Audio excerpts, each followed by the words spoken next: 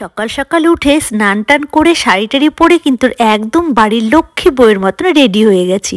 Ready হয়ে এবার বাজারে এসে নিয়ে নিলাম প্রথমে মিষ্টি কেনার পরে কিন্তু নিয়ে এবার আমরা বেরিয়ে যাব যার উদ্দেশ্যে যাচ্ছি। আসলে সেদিন ছিল সরস্বতী পুজো, আর সরস্বতী পুজো কিন্তু আমাদের বাড়িতে প্রত্যেক বছর হয় আর খুব সুন্দর ধুমধাম করে হয়।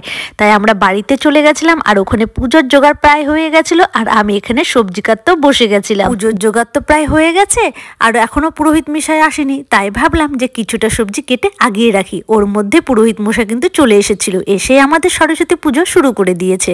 আর আমাদের সরস্বতী ঠাকুরটা কি সুন্দর লাগছে না, আর পাশে কিন্তু আমার বাবা ভোলানাথ। এরপরে হয়ে গেল আরতি, তারপরে এবার হবে যজ্ঞ হলে কিন্তু আমরা অঞ্জলি দিলে পুজো শেষ।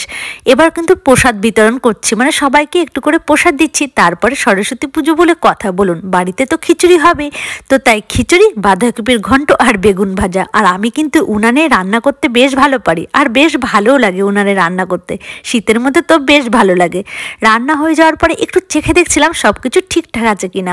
আর দেখুন আমাদের বাড়ি যেহেতু নদীর ধারে, তাই কি কুয়াশাটা না সকালবেলা করে পড়ে, একদম এপার ওপার কিচ্ছু দেখা যায় না। আর এই গাছগুলো কিন্তু বেশ আমাদের বাড়িতেই লাগানো, এই যে পালং শাক, তারপর ওখানে লাল আলুর শাক, আর এদিকে আরও আছে রসুন পাতা, পেঁয়াজ পাতা, কত কিছু দেখেছেন, এগুলো সব কিন্তু আমাদের বাড়ির গাছের লাগানো।